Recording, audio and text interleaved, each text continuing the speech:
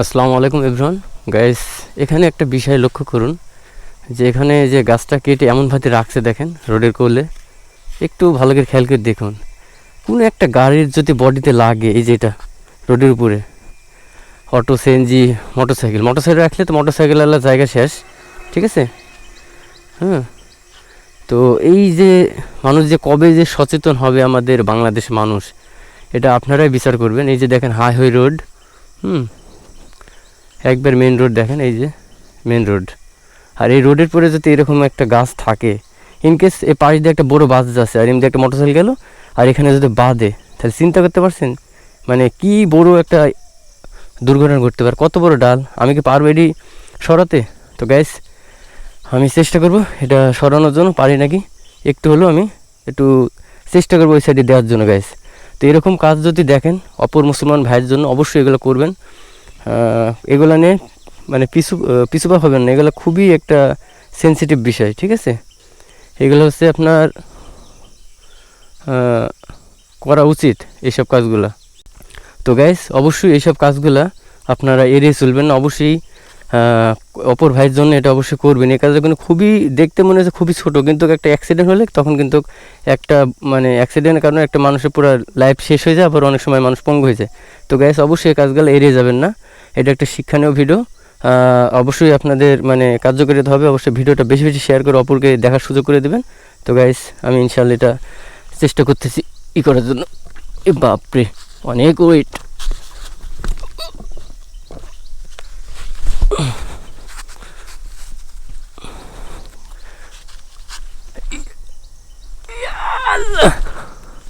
প্রচুর ভারী গাছটা, এত ভারী মানে একা আমার পক্ষে সম্ভব না, আমার আরেকজনের হেল্প নেওয়া লাগবে। হ্যাঁ, আমি একটু ওয়েট করি।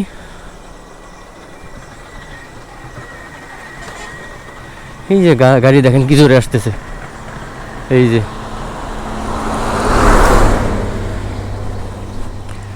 গাছটা এত পরিমাণ বড় যে আমার জন্য একটু কষ্টকর হচ্ছে।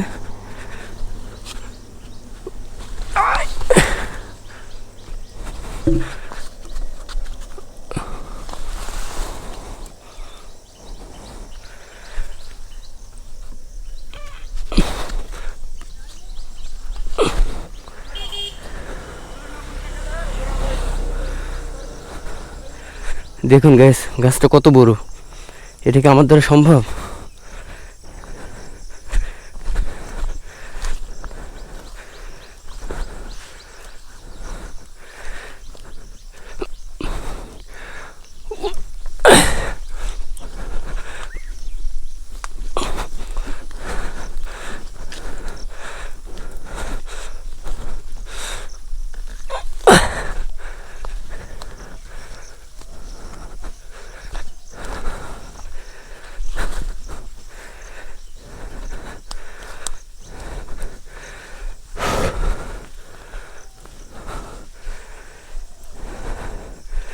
এবার একটু আগাতে পারে গাছটা, সামনের দিকে পিছের দিকে একটু টেনে নিছি, আল্লাহ ভরসা।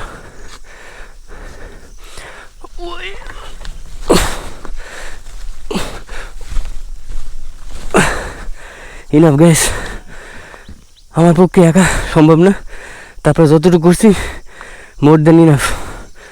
তো গ্যাস এই কাজগুলো অবশ্যই আপনারা করবেন, এটা খুবই মহৎ কাজ, কারণ অপর ভাইয়ের জীবনটা রক্ষা করা আমাদের ইসলামিক দায়িত্ব।